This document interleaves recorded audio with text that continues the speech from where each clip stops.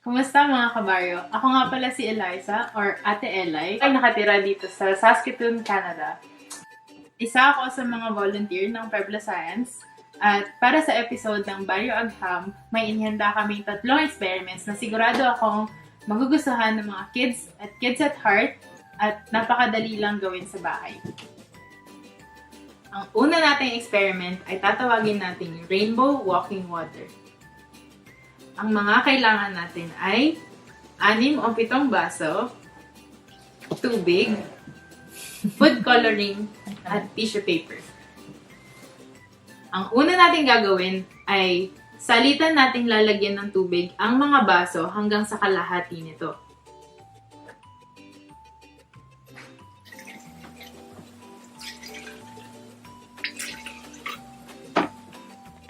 At yung susunod na step naman ay lalagyan natin ng food coloring yung mga baso na may tubig na nilagyan natin. Red sa una.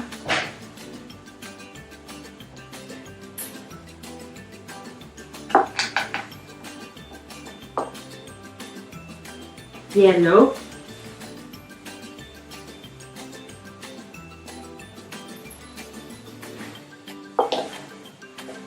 At blue.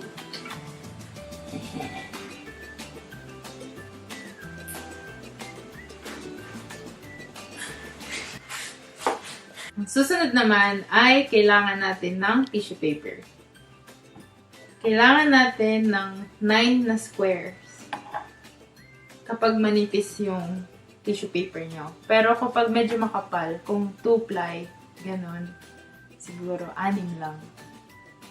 So, i-fold nyo lang siya like so. Ganito. Tapos, i-fold natin siya lengthwise into 4.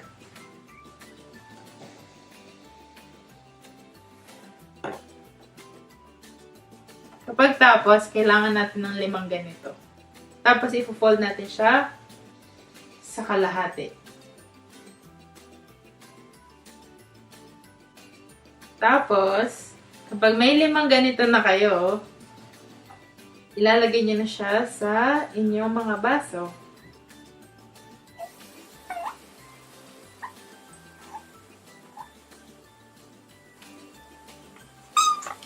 Pagkatapos natin gawin ang ating setup, kinakailangan nating hayaan para mangyari ang proseso ng pag-travel ng water sa ating tissue paper.